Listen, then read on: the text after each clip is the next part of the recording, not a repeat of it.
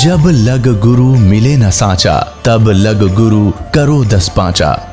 क्या गुरु बदल सकते हैं? क्या गुरु बदलने से पाप लगता है?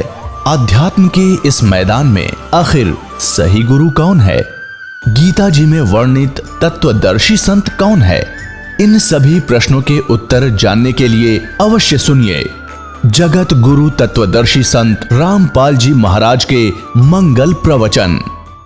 परम पिता परमात्मा पूर्ण ब्रह्म सारी सृष्टि के रचनहार कबीर देव कबीर परमेश्वर जी की असीम रजा से आप सभी पुण्यात्माएं सत्संग श्रवण करने के लिए उपस्थित हो पाए। मानुष जन्म दुर्लभ है, मिले न बारंबार। तरवर से पत्ता टूट गिरे, वो बोरने लगता डर। पृथ्वी पति चकवे गए, जिनके चक्र चलंत। रावण सरीखे कौन गिने हैं, ऐसे गए अनंत। मानुष जन्म पाए के जो नहीं रटे हरि नाम। जैसे कुआ जल बिना फिर बनवाया क्या काम।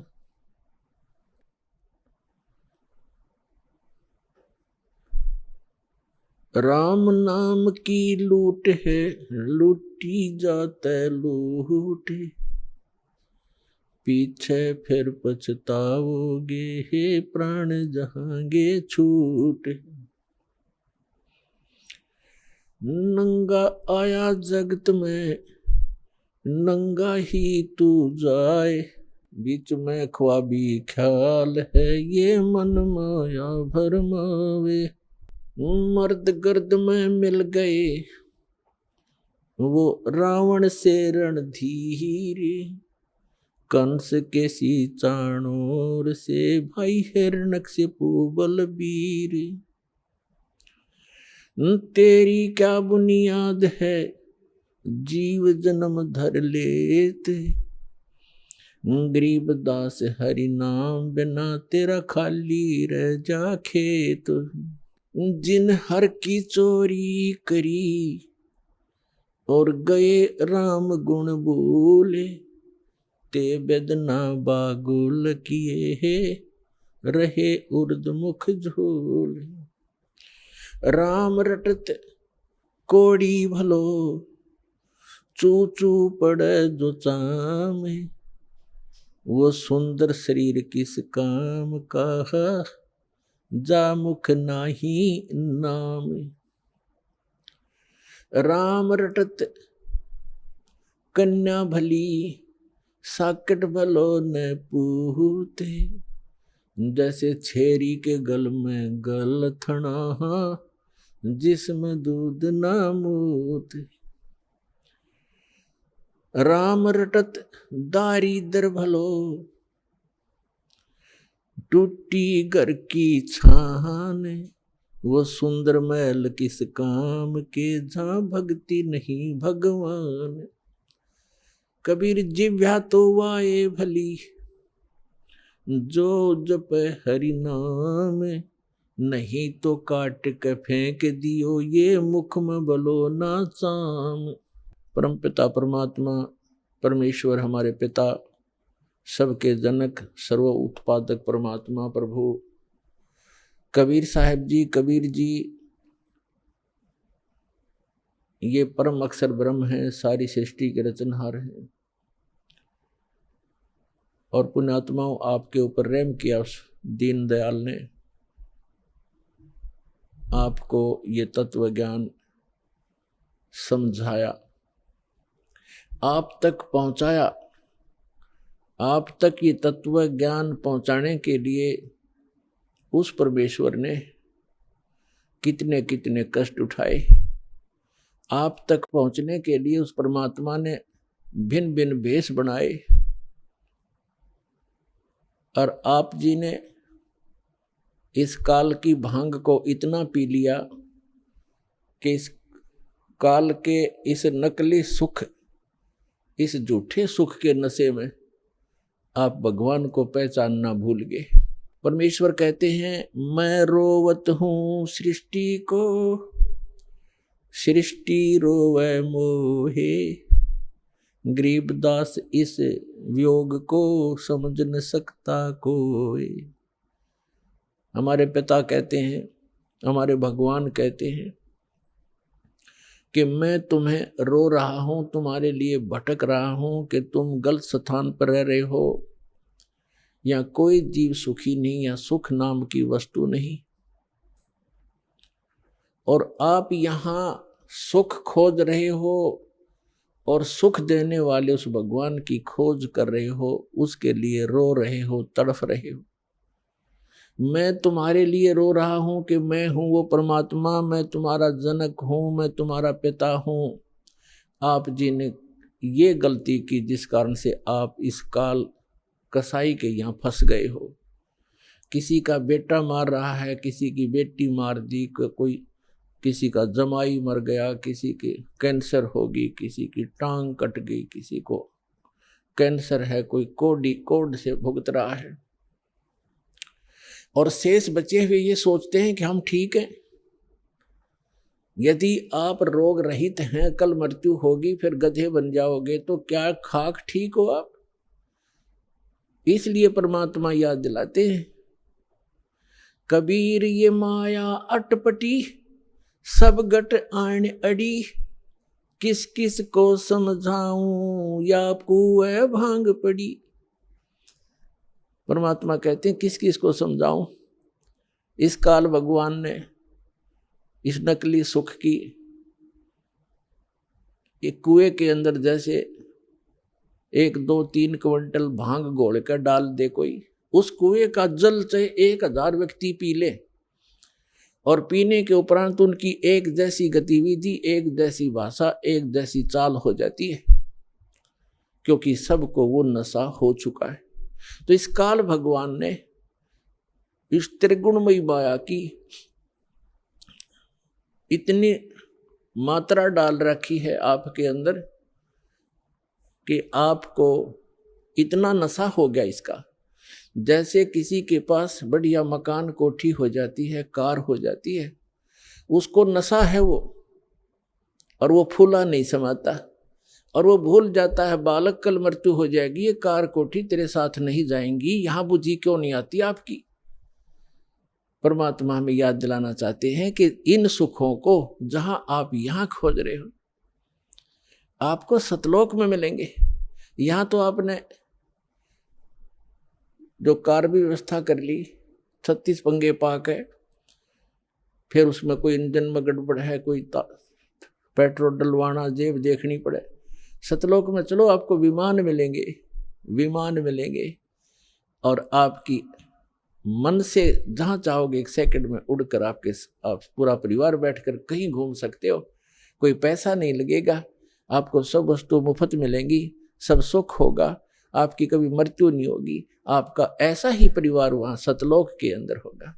अभी तक ये मूर्ख बनाया करते थे नकली संत कि वहां प्रकाश ही प्रकाश है, चेतन ही चेतन है, आत्मा उसमें जाकर ऐसे मिल जाती है जैसे बूंद समंदर में। फिर खा क्या करेंगे वहां जाकर के, इससे यही दुख सुख यही ठीक है। तो उनको अकल थी नहीं, ज्ञान था नहीं, उनका सवनुभाव नहीं था, क्योंकि उनकी साधना गलत थी, उनका ज्ञान गलत था। वो काल प्रेरित थे, काल के भेजे आए हुए हैं।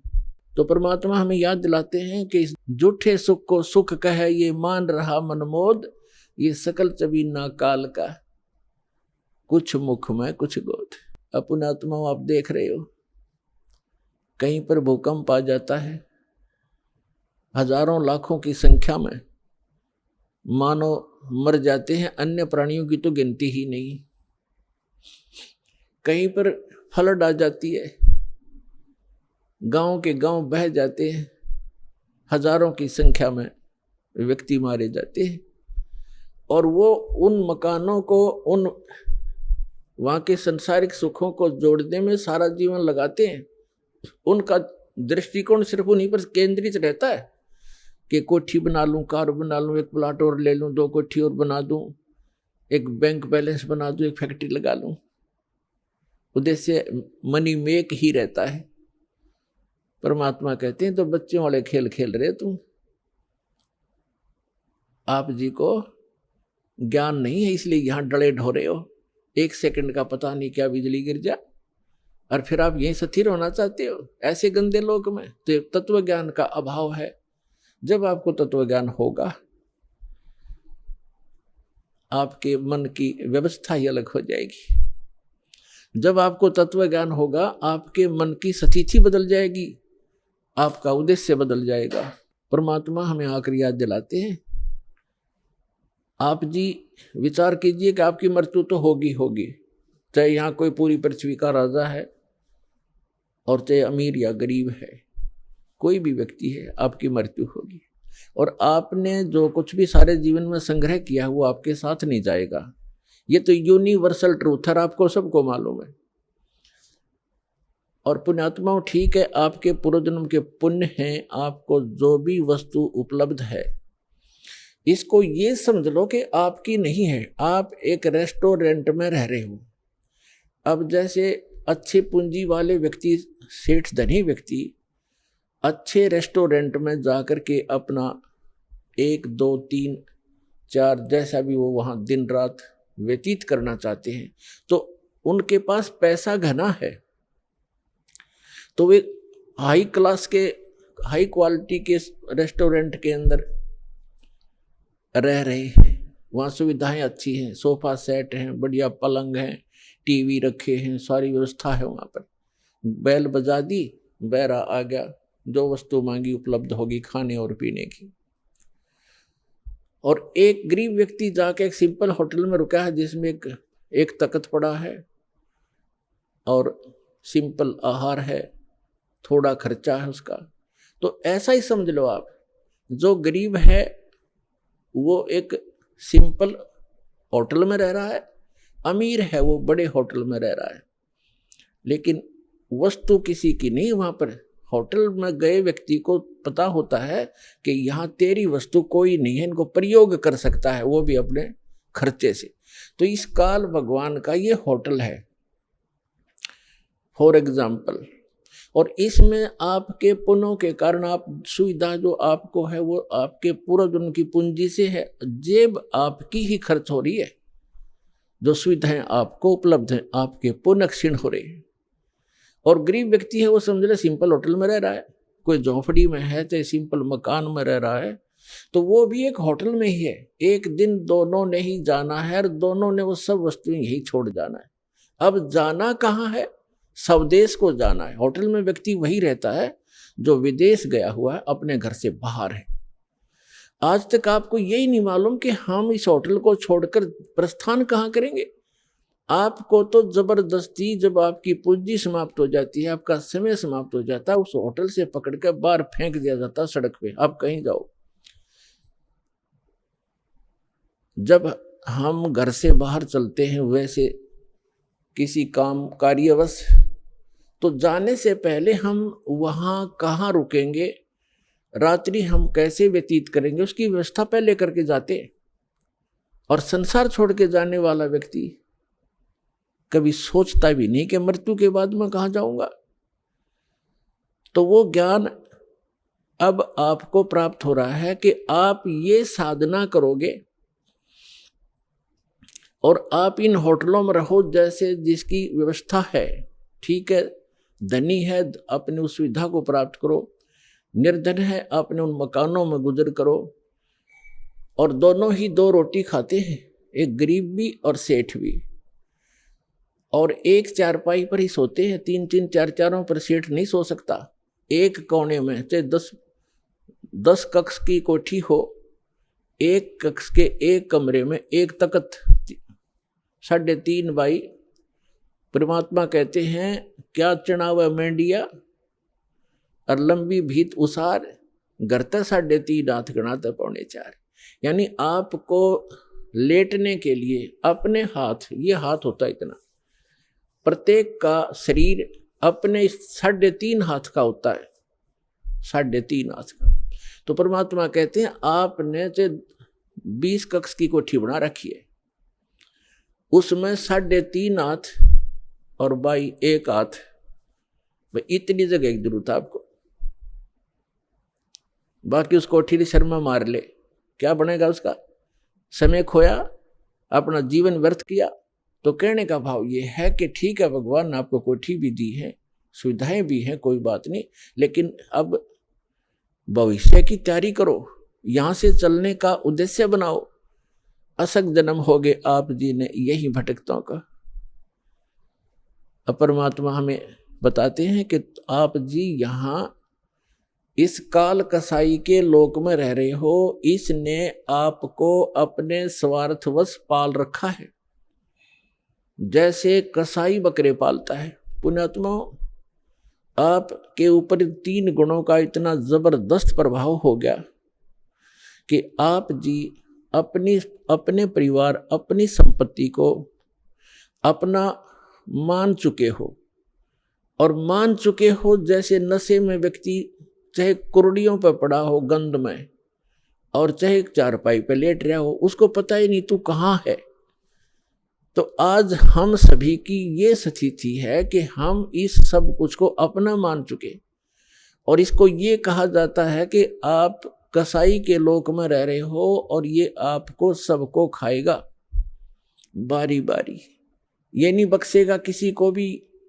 किसी परिवार के 3 सदस्य खा जाता है एक दिन में, कोई दुर्घटना से या कोई किसी और अन्य कारणों से, कोई बीमारी से, और शेष बच्चे ये सोचते हम ठीक हैं। जिनके साथ वो घटना घट गई उससे पहले वो भी आप जैसी ही स्थिति में थे। तो पुण्यात्मा, परमात्मा ने रजा बख्शी आपको ये ज्ञान देने की, और फिर वो विकल्प बताया कि यहां से जाकर आप कहाँ रहा करोगे। गीता अध्याय नंबर 15 के श्लोक नंबर 1 से 4 में कहा है कि उल्टा लटका हुआ संसार रूपी वृक्ष है, ऊपर को जड़ तो समझो पूर्ण परमात्मा, और नीचे को 3 गुण रूप शाखा है, रजगुण ब्रह्मा, सतगुण विष्णु, तम गुण शिव जी। और जो संत इस उल्टे लटके हुए संसार रूपी वृक्ष के सभी विभाग बता देगा, तना कौन भगवान है, इस संसार रूपी जड़ कौन है, यानी जिससे सबका धारण पोषण होता है वो कौन प्रभु है, और शाखा कौन है, डार कौन है, और पत्ते क्या है, तो सवेदविद वो तत्वदर्शी संत है। तत्वदर्शी संत की प्राप्ति के उपरांत 15वें अध्याय के 4थे श्लोक में कहा श्रीमद् भगवद गीता में, उसके पश्चात परमेश्वर के उस परम पद की खोज करनी चाहिए जहां जाने के बाद साधक फिर लौटकर कभी संसार में नहीं आते। और जिस परमेश्वर ने सब ब्रह्मांडों की रचना की है, संसार रूपी वृक्ष की प्रवृत्ति जिससे विस्तार को प्राप्त हुई है, उस परमात्मा की भक्ति करो और किसी की नहीं। और गीता ज्ञानदाता अपने विषय में कहता 8वें अध्याय के 13वें श्लोक में, ओम इति एकाक्षरम ब्रह्म विवहारण माम अनुसमरण यह पर्याति तदन देहम से आती परमामृति। मुझ ब्रह्म का एक ओम अक्षर है। गीता का ज्ञान ब्रह्म बोल रहा है, ये काल बोल रहा है, श्री कृष्ण जी में प्रवेश करके बोल रहा है, और ये कह रहा है कि मुझ ब्रह्म का केवल एक ओम मंत्र है। इसका उच्चारण करते हुए संसार छोड़कर जाते समय भी, मरते समय भी इसी का जाप करता है, तो ओम से मिलने वाली जो परम गति वो प्राप्त हो जाती है, वो ब्रह्मलोक प्राप्त होता है। ब्रह्मलोक में गए प्राणी भी वापस आते हैं। 8वें अध्याय के 16वें श्लोक में गीता जी में स्पष्ट किया है, वो भी पुनरावृत्ति के अंदर।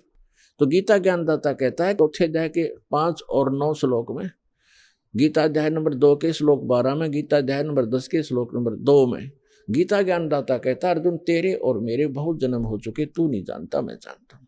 इससे सिद्ध है कि जो गीता ज्ञानदाता ब्रह्म है ये काल है। और गीता अध्याय नंबर 11 के श्लोक नंबर 32 में स्वयं कहता है कि अर्जुन मैं काल हूं और अब प्रवृत्त हुआ हूं। श्री कृष्ण नहीं थे काल, श्री कृष्ण होते तो ये कैसे कहते मैं अब प्रवृत्त हुआ हूं। श्री कृष्ण जी तो पहले उपस्थित थे वहां पर अर्जुन के साथ, उनके सारथी बनकर।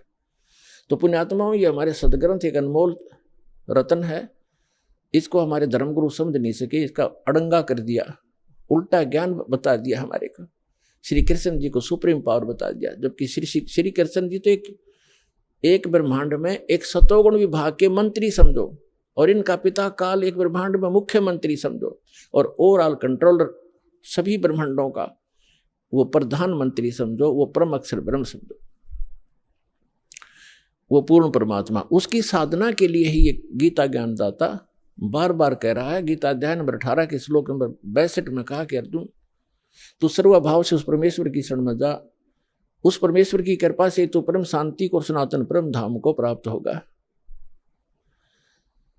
गीता अध्याय नंबर 8 के श्लोक नंबर 1 में अर्जुन ने पूछा कि हे परमात्मा, आपने जो 7वें अध्याय के 29वें श्लोक में जिस तत्ब्रह्म की जानकारी दी है कि तत्ब्रह्म को से परिचित प्राणी, इस अध्यात्म ज्ञान से परिचित और सभी कर्मों से परिचित व्यक्ति केवल जरा और मरण से छूटने के लिए प्रयत्न करता। जरा माने वृद्धावस्था और मरण माने मृत्यु।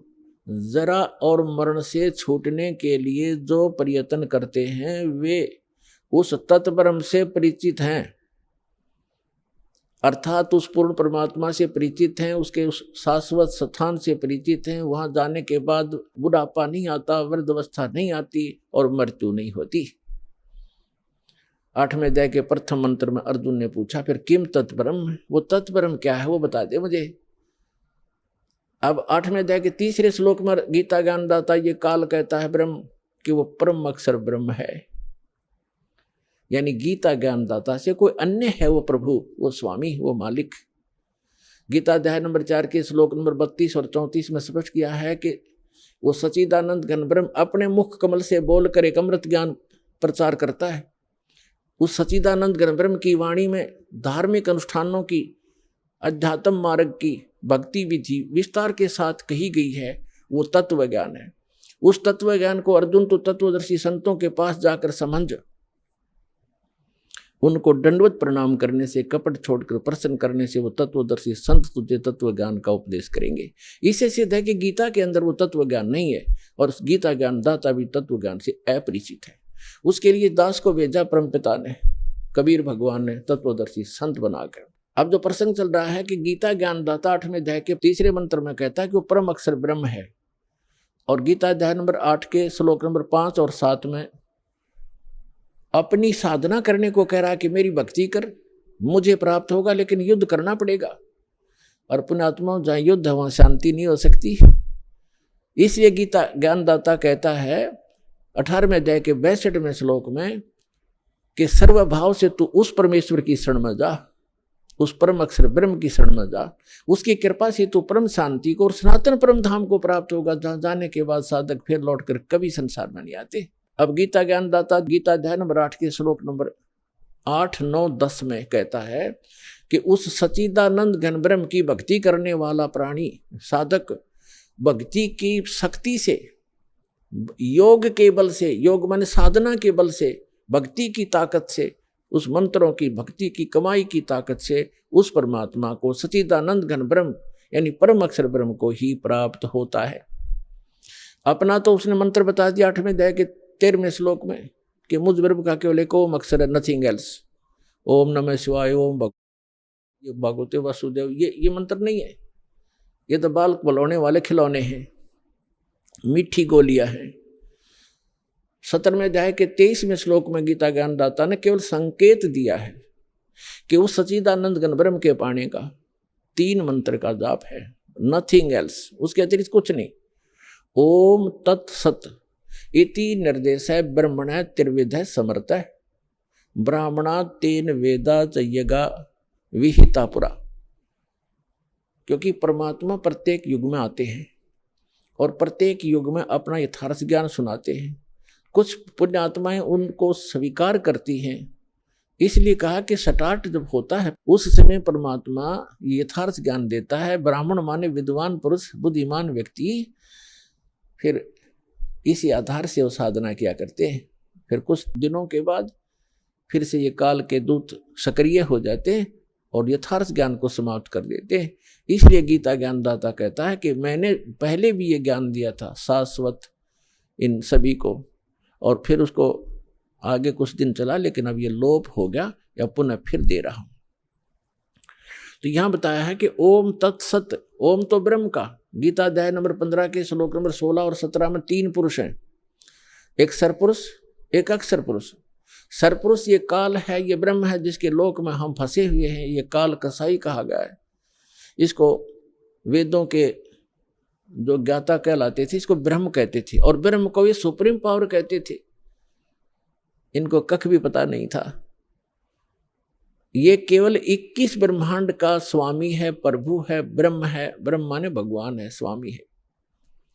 और फिर परब्रह्म इससे नेक्स्ट, जैसे दादा परदादा, एक दादा उससे नेक्स्ट दादा, तो ये ब्रह्म, फिर परब्रह्म। परब्रह्म को अक्षर पुरुष भी कहते हैं, इसको सर पुरुष कहते हैं। ब्रह्म को अक्षर पुरुष 7 शंख ब्रह्मांड का स्वामी है। नील पद्म शंख, 7 शंख ब्रह्मांड का स्वामी है। इसको अक्षर पुरुष का, इसकी आयु बहुत लंबी है, इसलिए इसको अक्षर पुरुष कहते हैं।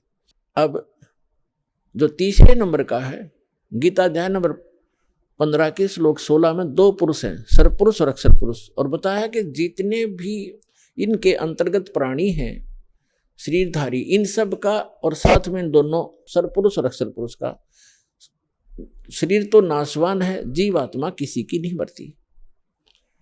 आगे फिर 15वें अध्याय के 17वें श्लोक में तुरंत बताया है कि उत्तम पुरुष है तू अन्य परमात्मा इति उदाहरते। उत्तम पुरुष, पुरुषोत्तम, पुरुषोत्तम तो कोई और ही है इन दोनों से, सरपुरुष और अक्षर पुरुष से। वो 8वें अध्याय के 3रे श्लोक में गीता ज्ञानदाता ने बता दिया वो परम अक्षर ब्रह्म है। अब देखो, ब्रह्म एक सरब्रह्म, सरपुरुष को चाहे सरब्रह्म को, जिसको काल कहते हैं, जिसने गीता का ज्ञान श्री कृष्ण में प्रवेश करके दिया, इसको सरब्रह्म कहते हैं। ये 21 ब्रह्मांड का ब्रह्म है, स्वामी है। और जो अक्षर ब्रह्म है, अक्षर पुरुष कहो चाहे अक्षर ब्रह्म को, वो 7 शंख ब्रह्मांड का स्वामी है। और परम अक्षर पुरुष कहो, परम अक्षर ब्रह्म को, वो असंख्य ब्रह्मांड का ओवरऑल कंट्रोलर है। और वही इस संसार रूपी वृक्ष का मूल है, जड़ है, जिससे सबका धारण पोषण होता है, जो सबका पालक है। गीता अध्याय नंबर 15 के श्लोक नंबर 17 में कहा कि उत्तम पुरुष है तू अन्य परमात्मा इति उदाहरत है। यह लोग तर्म आविश्य विभर्ति अवैश्वर है। इसमें बताया है कि उत्तम पुरुष है तू अन्य, इन सरपुरुष और अक्षर पुरुष से वो श्रेष्ठ भगवान, उत्तम माने श्रेष्ठ, पुरुषोत्तम कहो उत्तम पुरुष कहो एक ही बात है। वो पुरुषोत्तम तो कोई और है, वो परम अक्षर ब्रह्म है। 8वें अध्याय के 3रे श्लोक में गीता ज्ञानदाता ने स्पष्ट ही कर दिया। और जिसको परमात्मा कहा जाता है, ओए अपने आत्मा, अभी तक तो आप जी को अध्यात्म मार्ग का ABC भी ज्ञान नहीं था, क्योंकि हमारे ये गुरु ही ऐसे नकली थे, इनको स्वयं ज्ञान नहीं था। अब परमात्मा का अर्थ क्या होता है? अब आज का जो सत्संग है, इस परमात्मा कौन है? ये कसाई काल के लोक में हम रह रहे हैं, हम कैसे ये कसाई है और परमात्मा कौन है? जैसे गीता अध्याय नंबर 15 के श्लोक नंबर 17 में स्पष्ट कर दिया है कि उत्तम पुरुष है तू अन्य परमात्मा इति उदाहरते है। जिसको परमात्मा कहा जाता है, ओए होए, परमात्मा, परम माने श्रेष्ठ, आत्मा माने सोल, यानी अच्छी आत्मा, दीन दयाल जिसको कहा जा सकता है, परमात्मा, श्रेष्ठ आत्मा। और जो मारे, पूरे किसी परिवार को मारता है, काटता है और बुरा हाल कर रखा है, क्या वो परमात्मा हो सकता है? न, कभी नहीं। भले ही हम उसको अनजानपने में परमात्मा मान बैठे हैं, पर वो परमात्मा नहीं है। परमात्मा की परिभाषा से जब आप परिचित होगे, परमात्मा वो है जो केवल सुख दे, दुख नहीं दे। तो वो सतलोक, वो परमात्मा जो हमें वो स्थान बता रखा है कि मेरा वहाँ लोक है, मैंने वहाँ ऐसी व्यवस्था कर रखी है, तो सारे असंख्य ब्रह्मांडों के प्राणी आप सतलोक में रह सकते हो। और सब एक जैसी व्यवस्था है, सुंदर महल बने हुए हैं, तेज पुंज के सुंदर, आगे बाग बगीचे हैं, सबके आगे पार्क बने हुए हैं, उसमें बहुत सुंदर फल मेवा सदा लगी रहती है। और जब चाहे किसी प्रकार का आहार मन इच्छा आप करोगे, आपकी रसोई में तैयार मिलेगा, बना बनाया पका पकाया सेकंड में, और फल फ्रूट हैं। तो वहाँ जाने के लिए परमात्मा कहते हैं कि वो है परमात्मा, उसको परमात्मा कहते हैं। वो मृत्यु नहीं, बुढ़ापा नहीं, रोग नहीं, शरीर ऐसा है, राग द्वेष होता ही नहीं। और वहाँ ऐसी व्यवस्था है तो चाहे तो भी राग द्वेष नहीं हो सकता, क्योंकि सबको एक जैसी सुविधाएं हैं। अब जैसे पुण्यात्मा आप यहाँ रह रहे हो, 2 दिन रुको, 10 दिन रुको, आपको बना बनाया भोजन एक भंडारे में मिलेगा, एक जैसा सबको, किसी में कोई अंतर नहीं, एक जैसी सीटिंग होगी, एक जैसा आपका बिस्तर होगा, एक जैसे सबको नहाने धोने की व्यवस्था सबको बराबर है। तो यहाँ राग द्वेष हो ही नहीं सकता। कोई उसे मूर्ख बुद्धि भ्रष्ट होता है जिसका स्वभाव में प्रवेश होता है, वो आकर बकवास वैसे कर लो, किसी ने यहाँ गद्दा लगा रखा है, अपना बिस्तर लगा रखा है, दूसरा आके घाटी इधर, मैं इधर बैठूंगा, तो ये तो कहीं पैदा कर लो। बकवादी आदमी होते हैं वो तो दुर्बुद्धि होते, नहीं तो सभ्य व्यक्ति होते हैं। यहाँ कोई प्रकार का द्वेष राग आपको नहीं हो सकता, क्योंकि सबको एक जैसी व्यवस्था है। ऐसे ही सतलोक के अंदर वहाँ किसी चीज का अभाव नहीं। यहाँ चोरी डाकैत और ये बुराइयां क्यों करते हैं? क्योंकि यहाँ पर हर चीज का अभाव है। प्रत्येक वस्तु किसी भी व्यक्ति को उपलब्ध नहीं है, चाहे किस कोई भी है। किसी को ऐसा रोग हो जाएगा, चाहे कितना सेठ है, उसकी दवाई मिल लेना, मारे जाओ टक्कर द्वार के। एक बता रहा था कि इतना बड़ा सेठ था, करोड़ों की इनकम थी उसको, और स्वयं वो कोई ना फल खा सकता था ना कोई आहार कर सकता था, दाल का पानी घोल के और छान के पिया करता। चाट ले उस माया न सिर पर धर ले फैक्ट्री और कोई ठीरे। कहते हैं जीवित जग में जूती पड़े फिर जम तोड़े छाती, बिना भक्ति के प्राणी यहीं दुखी हो जाएंगे, अगयम के दूत उनको बहुत सताएंगे। तो यहाँ परमात्मा आपको बताना चाहते हैं कि आप काल के लोक में रह रहे हो। गीता अध्याय नंबर 15 के श्लोक नंबर 16-17 में 3 पुरुष हैं। अब 17वें का प्रकरण चल रहा है कि उत्तम पुरुष है तू अन्य और परमात्मा इति उदाहरते, उसको परमात्मा कहा जाता है। और ये लोग term अविश्य विवर्ती, जो तीनों लोकों में प्रवेश करके सबका धारण पोषण करता है, वो अव्यय ईश्वर है, वो है अविनाशी परमेश्वर, वो है अविनाशी भगवान, अविनाशी स्वामी। गीता अध्याय नंबर 15 के श्लोक नंबर 18 में ये बुद्धिहीन व्यक्ति जो नकली हैं वो ये कहते हैं कि रामपाल 15वें अध्याय के 18वें श्लोक के बारे में क्यों ना बोलता, कि उसमें लिखा है, गीता ज्ञानदाता कहता है कि मैं लोक वेद में, मैं इन सभी प्राणियों से उत्तम हूं और इसलिए लोक वेद, लोके वेदे, लोक वेद में पुरुषोत्तम प्रसिद्ध हूं।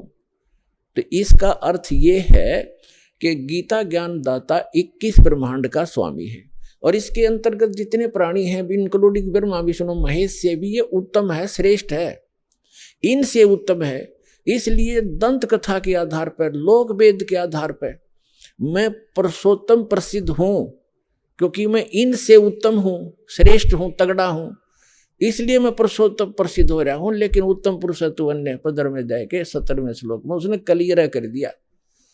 तो पुण्यात्माओं, ये अज्ञानता का ही परिणाम होता है, जिसमें थोड़ा बहुत कचरा रह जाता है, वैसे फसड़ कराया करे वो फिर कार्बोरेटर।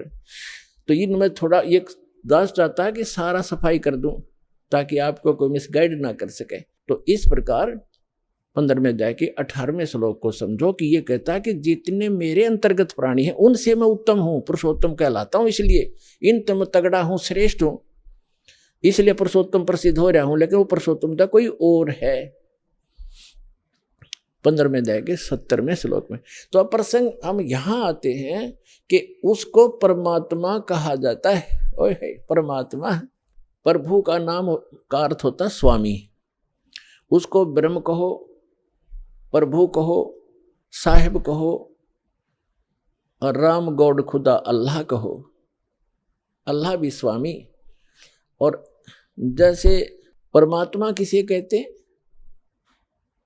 परमात्मा उसे कहते हैं जो कभी दुख नहीं देता, सबको सुख सुख देता है।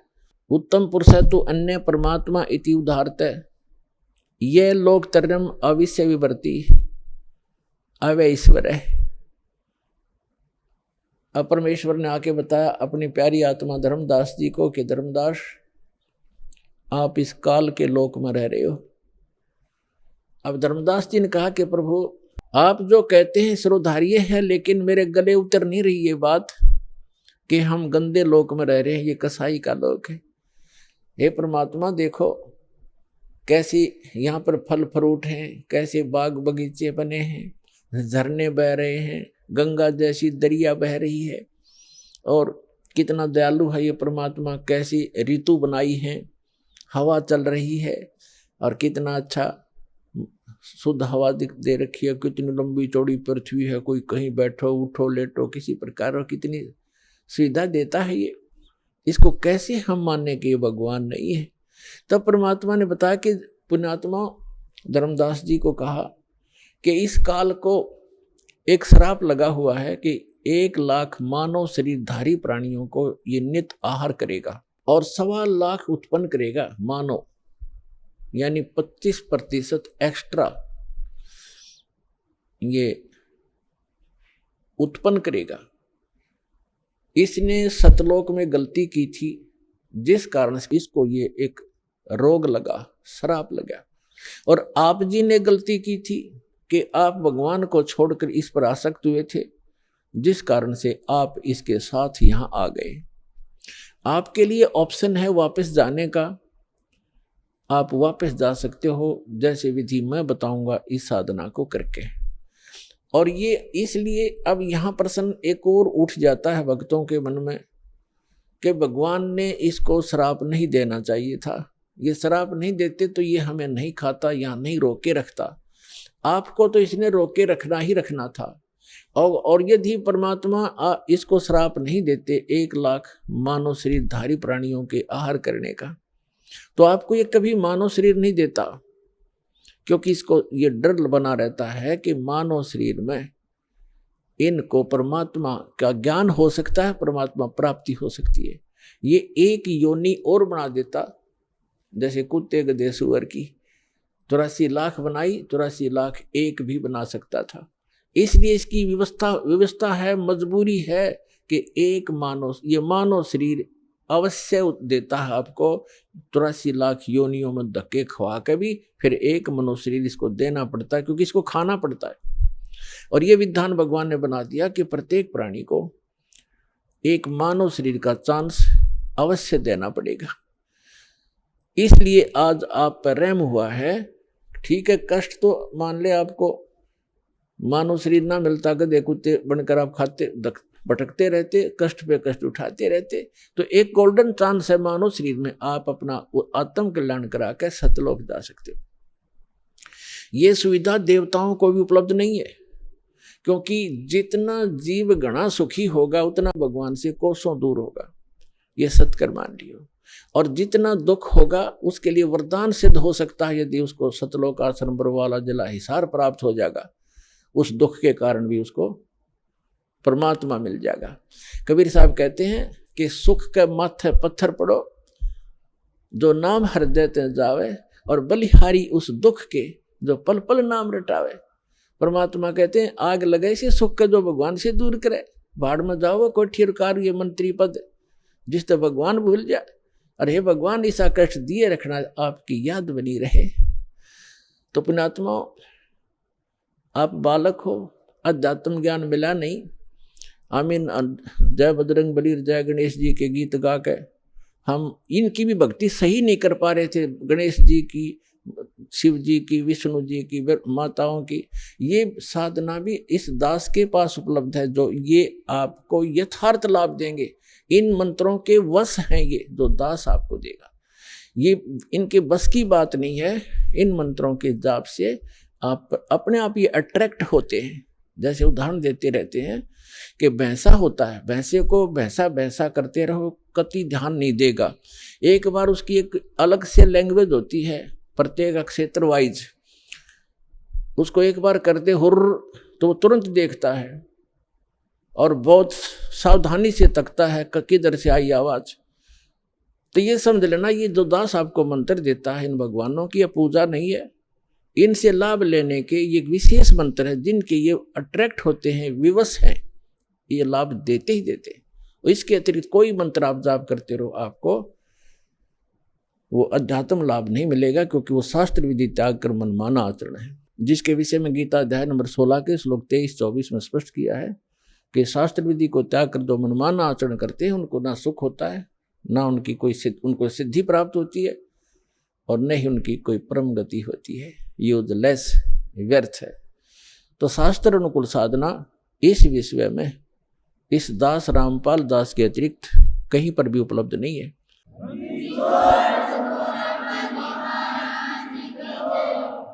इसको चाहे आप अभिमान समझना या तत्व ज्ञान समझना, ये धीरे धीरे आपको अपने आप समझ में आ जाएगा। दास क्या कहना चाहता है?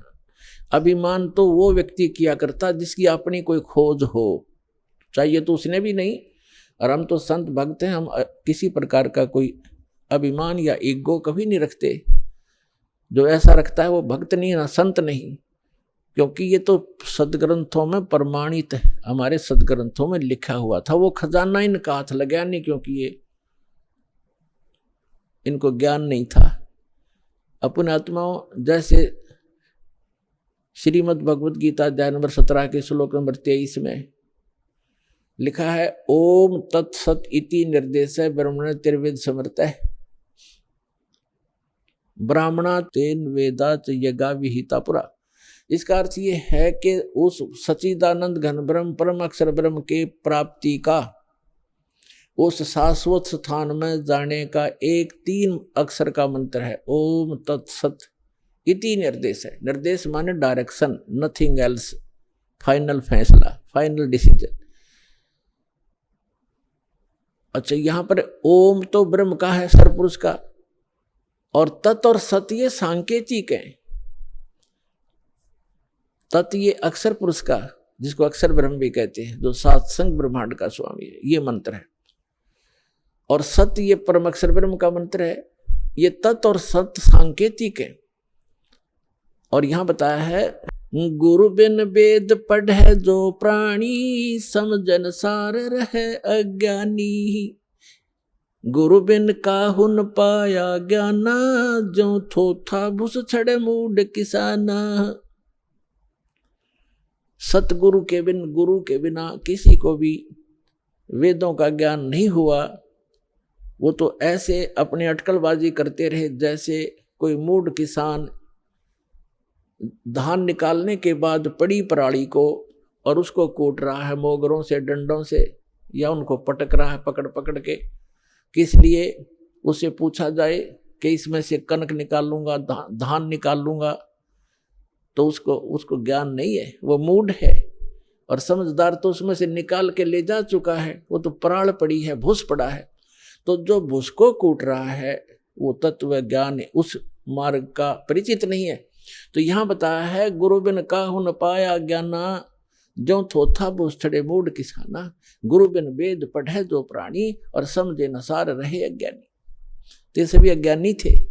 कई वक्त आते हैं, वो कहते हैं जी मैंने सुधांशु जी से नाम ले रखा है, और फिर क्या बताता जी भूत प्रवेश है, प्रेत बाधा कई वर्षों से। अच्छा, फिर सुधांशु जी के मंत्र ने के काम करे आपका, क्या नाम दे रखा है? ओ हरिओम तत्सत। अरे वाह भाई वाह, ये है वो नीम हकीम। कहते वस्तु कहाँ खोजे कहाँ, किस विद लागे हाथ, एक पलक में पाइए भेदी ले ले साथ। अब ये तत् और सत ये सांकेतिक है। ओम तत्सत, ओम तत्सत ये नहीं जब करना। हरिओम तो कभी करना ही नहीं साथ लगा करके। ओम की बेइज्जती करते हो आप। ओम मंत्र अकेला जाप किया जाता है, इसके साथ कोई भी जोड़ नहीं होना चाहिए। ऐसे ही अब क्या बताया है कि जैसे एक धनी व्यक्ति था, सेठ था, साहूकार, उसने अपनी पैड में, बही में, डायरी में लिख दिया, उसके अपने ही मकान के आंगन में एक मंदिर बना रखा था, और उसमें बही में लिख दिया, पैड में, डायरी में, कि चांदनी 14, यानी चांदनी 14 रात्रि के 12 बजे मंदिर के गुम्बज में इतने किलो चांदी, इतने किलो सोना और इतने नगद पैसे जमा कर रखे, दबा रखे। इसलिए कोडवर्डों में लिखते थे कि बच्चे कहीं गलती से कभी खोद बैठे, निकाल ना लें, मेरे जाने के बाद फिर ये प्रयोग कर लें। इसलिए चोरों के डर से वो ऐसे छुपा दिया करते थे। पहले बैंक नहीं होते थे। उस सेठ की मृत्यु होगी अचानक। पिता के अंतिम संस्कार करके उन बच्चों ने फिर देखा कि पिता की लेख देखते हैं। उन्होंने वो डायरी देखी, उसमें लिखा था चांदनी 14 रात्रि के 12 बजे मंदिर के गुम्बद में इतना धन दबा रखे। तो उन बच्चों ने 2-3 दिन के बाद अपने पिता की क्रियाक्रम से निपट कर हफ्ते 10 दिन, 12 दिन, 15 दिन के बाद। आइए अब हम उन श्रद्धालुओं के अनुभव जानते हैं जो जगत गुरु तत्वदर्शी संत रामपाल जी महाराज जी से दीक्षा प्राप्त कर चुके हैं तथा उनके द्वारा बताए गए भक्ति मार्ग पर चल रहे हैं। नमस्कार जी। सत साहब सर जी। क्या नाम है जी आपका? मेरा नाम मंजू वर्मा है। मंजू जी, आप कहाँ से हैं? मैं ग्राम तोहड़ा, जिला रायपुर, छत्तीसगढ़ से हूँ। संत रामपाल जी महाराज से नाम दीक्षा आपने कब ली? मैं 9/9/18 को संत रामपाल जी महाराज से नाम उपदेश ली हूँ। संत रामपाल जी महाराज से नाम दीक्षा लेने से पहले आप क्या भक्ति साधनाएं करती थीं? संत रामपाल जी महाराज से नाम दीक्षा लेने से पहले मैं बचपन से ही संत आसाराम जी बापू से नाम दीक्षा, सरस्वती मंत्र का नाम दीक्षा ली थी और उनका जाप कर रही थी। और उसके बाद जब बड़ी हुई तो क्लास 6 में गई, तब से मैं नवरात्रि का उपास चालू की थी। उसके बाद मैं दोनों नवरात्र करती थी। उसके बाद थोड़ी और बड़ी हुई, उसके बाद मेरे कोई बोला कि अघन में जो बृहस्पति होता है उसका उपवास करने से सब ठीक होता है बोल के फिर मैं अघन का व्रत करना चालू की। उसके बाद कोई महाराज बोला मेरे को कि आप 12 महीना अघन का उपवास करोगे तो बृहस्पति भगवान सब ठीक कर देते हैं बोल के। तो फिर मैं बृहस्पतिवार का व्रत करना चालू कर दी थी सर जी। उसके बाद क्या बोलते हैं, मेरा शादी हुआ तो शादी में मेरा गायत्री परिवार से जुड़े लोगों से हुआ। तो हमारे गांव में गायत्री परिवार का जो यज्ञ होता है वो 108 कुंडी ऐसे कुछ यज्ञ होता है सर, उसमें हम लोग यज्ञ में जाने लगे। फिर मेरा वहाँ भी गायत्री मंत्र से मैं नाम ली थी, फिर वहाँ भी पूजा भक्ति करने लगी थी। और मेरा भक्ति ऐसे था सर कि जब तक मैं दुर्गा चालीसा का पाठ नहीं करती थी तब तक मेरे को नींद नहीं आता था। जब मैं दुर्गा चालीसा का पाठ करती थी तभी मेरे को नींद आता था। फिर क्या कारण बना कि आप संत रामपाल जी महाराज की शरण में आई? संत रामपाल जी महाराज की जीने की राह पुस्तक बहुत ही अच्छी सर, उसको मैंने एक दिन में पूरा पढ़ लिया। वो पुस्तक पढ़ने के बाद मेरे मन से जो बेटी बेटा का भेद था वो पूरा निकल गया। उसके बाद सर क्या बोलते हैं, मेरी जो दूसरी वाली बेटी हुई थी उसका तबीयत 1 महीना तक बस ठीक था। उसके मतलब जस्ट 1 महीना हुआ उसका तबीयत खराब हो गया। तो हम लोग रायपुर के पराग हॉस्पिटल में एडमिट कराए सर। उसका पूरा यहाँ पे बच्चों लोगों का टप टप करता है सर का, वो पूरा अंदर बैठ चुका था। तो हम लोग तुरंत हॉस्पिटल में लेकर गए तो डॉक्टर बोले मरना था क्या, बच्चों को मार डालोगी, इतना लेट कर दिए लाने में, इसका सर पूरा ये हो गया बोल के। फिर वो बोले कि चलो इसका रिपोर्ट वगैरह कराओ, एक्सरे वगैरह कराओ बोल के। तो बच्चे का हम लोग एक्सरे करवाए सर। तो एक्सरे ला के दिखाएं तो डॉक्टर बोला कि इसके सीने में कब्ज जमना चालू हो गया है और इसको निमोनिया हो गया है। अब इसका दवाई को आपको जब तक ये 7 साल नहीं हो जाती तब तक इसको आपको हर 15 दिन में 700 का एक इंजेक्शन आएगा, वो इंजेक्शन को लगवाना पड़ेगा बोल के। तो हम लोग वो बहुत चिंता करने लगे सर। एक तो हमारे पास ना घर है ना कुछ है, हम लोग खेत भी नहीं है और जो चल रहा है वो भी मुश्किल से चल रहा है, कैसे करेंगे बोल के। फिर भी हम लोग कर रहे थे सर इंजेक्शन वगैरह। चलो बच्चा है, अब अपने किस्मत में जो है परमात्मा जो भी लिखा है हम लोग को इसका शायद हम लोग कहीं इसके ऊपर ऋण रहा होगा अगले जन्म का बोल के हम लोग उसका इलाज करा रहे थे सर, जैसे भी हो बच्चा हाथ आ जाए बोल के। तो उसके बाद वहाँ से छुट्टी हुआ है हॉस्पिटल से 1 हफ्ते के बाद। उसके बाद फिर जैसे घर लाए सर उसका उल्टी दस्त और बुखार सब चालू हो गया। 1 दिन बस घर में सही था। फिर उसको हम लोग एकता हॉस्पिटल रायपुर में भर्ती करवाए सर। फिर वहाँ भी 1 हफ्ता तक ठीक था। फिर घर छुट्टी हुआ, घर आए, फिर बच्चे का चालू हो गया। फिर हम लोग क्या बोलते हैं मन्नत मांगे सर कि जैसे कि अगर बच्चा ठीक हो जाता है तो मेरी देवी में आस्था थी। तो मैं बोली एक खपरी मड़ी में मैं जोत का लगाई थी कि जब तक मतलब मेरी बेटी जैसे ठीक हो जाएगी मैं आजीवन जोत लगाऊंगी। सब 1 साल 2 साल का लगाते, मेरी बेटी जैसे ठीक कर दोगे माता रानी तो मैं जब तक मेरी ज़िंदगी रहेगी तब तक मैं जोत लगाऊंगी, क्योंकि मेरा बेटा नहीं है, यही मेरी संतान समझ के मैं लगाऊंगी ऐसे बोल के। फिर वो ठीक नहीं हुआ सर। फिर मैं क्या बोलते हैं वैद्य लोगों के पास जाना चालू कर दी, जो तांत्रिक बताते वो तांत्रिक लोगों के पास जाना कर दी, ठीक नहीं हुआ। फिर मेरे कोई बोला सर कि आप लोग मीरा दातार जाओ, जहाँ सब लोगों का हार मान जाते हैं वहाँ मीरा दातार में सब होता है बोल के। फिर हम लोग वहाँ गए सर। 1-2 दिन तक तो ठीक था। फिर आए, फिर चालू हो गया वही प्रॉब्लम बच्चे का। तो फिर हम लोग वहाँ रूम लेके रहने लगे, हफ्ता वहाँ रूम लेके रहते थे, चादर चढ़ाते थे, वो गेहूँ तौल के जो बराबर दान किया जाता है हम लोग गेहूँ वगैरह भी दान करने लग गए मजार में। फिर भी बेटी का तबीयत ठीक नहीं हुआ। फिर हम लोग हदास हो गए थे सर। और फिर जो उनके हमारे मिस्टर जी के दोस्त हैं गुमान भगत जी, जो संत रामपाल जी महाराज से उपदेश ले, वो हम लोगों को बोले कि तिल्दा में कुर्मी बोर्डिंग में सत्संग रखा हुआ है, आप लोग आ जाना, जैसे कि आपको ज्ञान समझ में आएगा तो जुड़ लेना, नहीं तो आप लोगों को जो रास्ता सही लगे वो कर लेना, आप लोग एक बार नाम लेकर तो देखो, इसमें सब ठीक हो जाते हैं बोल के। संत रामपाल जी महाराज का सत्संग सुनने के लिए तिल्दा में कुर्मी बोर्डिंग में जहाँ सत्संग था वहाँ हम लोग गए। तो वहाँ हमारे भगत जी नाम लेने वाले थे। मैं सोची थी कि मेरी गुड़िया अगर ठीक हो जाएगी उसके बाद मैं नाम लूँगी, पहले मेरे पति देव नाम ले, मेरी गुड़िया ठीक हो जाए फिर नाम लूँगी। फिर वहाँ गई सर, वहाँ पे सत्संग लगा हुआ था। फिर वहाँ सत्संग में जाके हम दोनों ने संत रामपाल जी महाराज से नाम उपदेश ले लिया। सत्संग में गए तो मैं बोली थी कि मेरे भगत जी, मेरे पति देव नाम लेंगे, मेरी बेटी ठीक हो जाएगी फिर मैं नाम लूँगी। फिर मैंने वहाँ जाके सत्संग सुना, मेरे को सत्संग अच्छा लगा और सब भगत लोग वहाँ चर्चा करने लग गए कि मेरे बच्चा एक ट्रक से जा रहा था, ट्रक आ रहा था सामने से, मेरे बच्चे को परमात्मा ने बचा लिया। फिर वैसे सब लोग भगत लोग चर्चा कर रहे थे, मैं चर्चा सुनी तो मेरे को लगा जब इसके बच्चे को बचा सकते परमात्मा तो मेरे बच्चे को क्यों नहीं बचा सकते, क्यों ना मैं भी नामदान ले लूँ बोल के। तो हम दोनों ने नामदान ले लिया। वो बोले कि आप परमात्मा से अरदास लगाओ, परमात्मा सब ठीक कर देते हैं। तो हम लोगों ने गुरुजी संत रामपाल जी महाराज से अरदास लगवाया।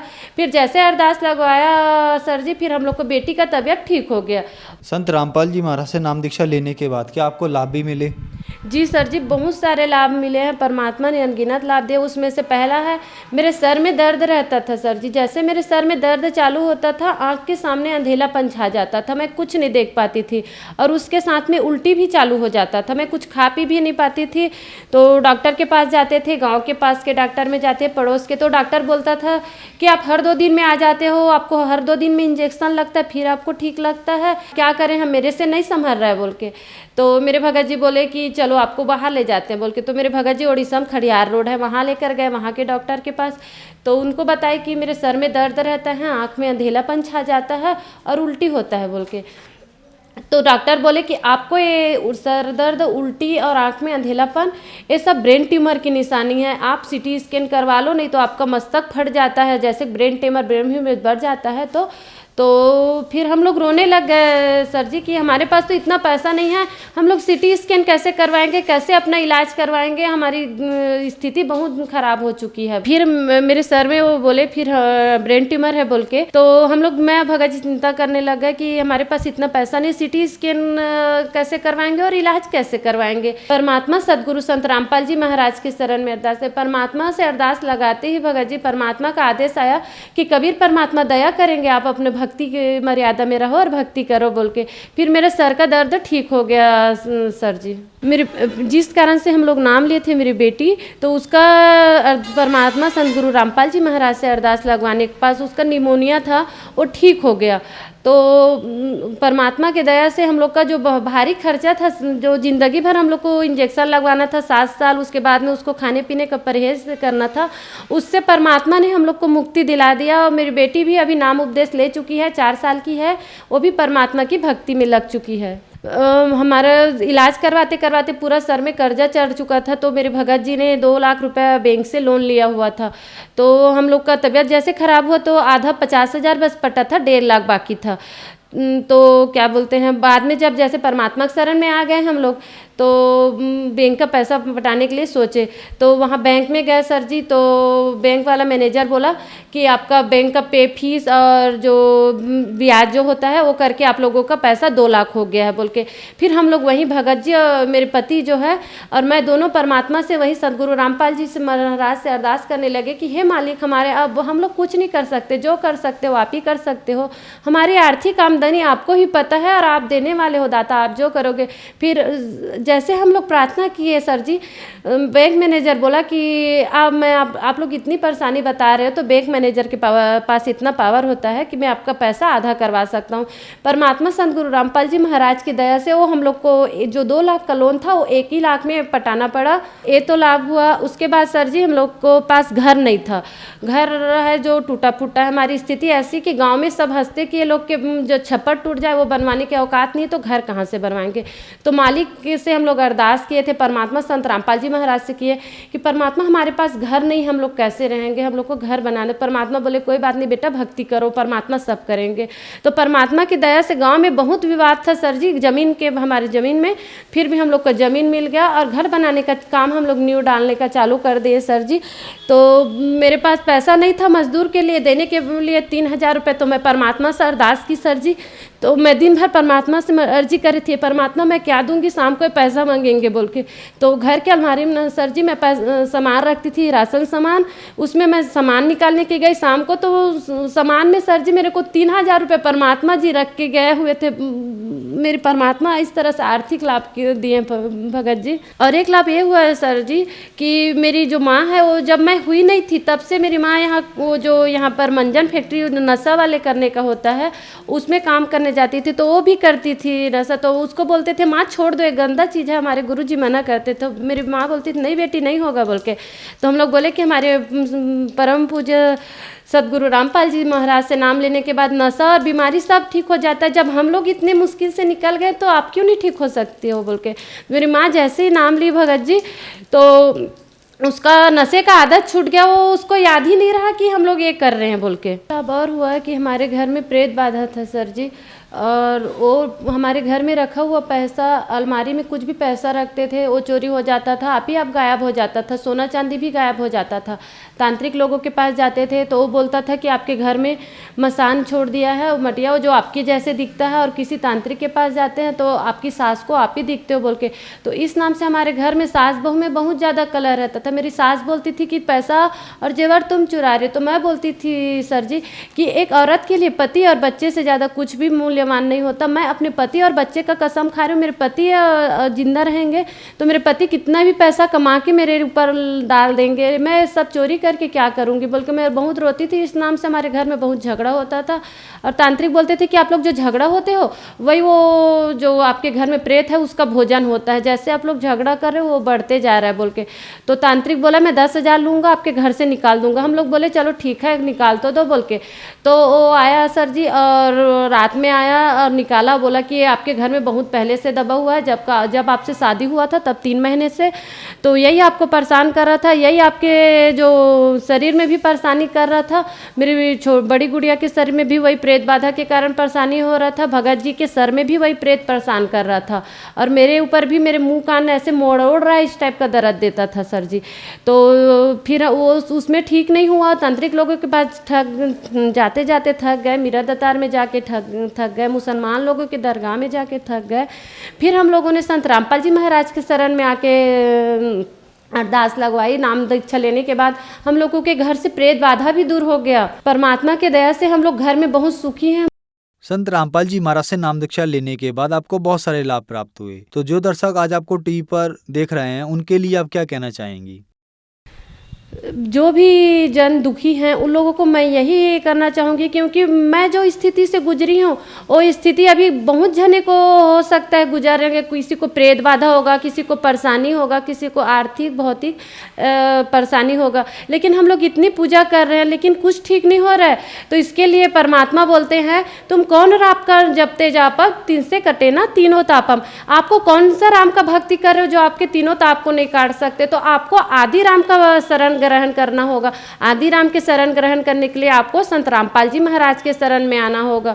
संत रामपाल जी महाराज से नाम दीक्षा कैसे ली जा सकती है? संत रामपाल जी महाराज जी से दीक्षा लेने के लिए चैनल पर सत्संग आता है, उसमें पट्टी चलती है, तो उसमें नामदान केंद्र का नंबर दिया रहता है, उसमें आप लोग फोन लगाएंगे तो आप लोगों को अपने नज़दीकी नामदान केंद्र का पता चल जाएगा, जहाँ आप लोग नाम उपदेश प्राप्त करके अपना जीवन कल्याण करा सकते हो। धन्यवाद जी। सर साहब।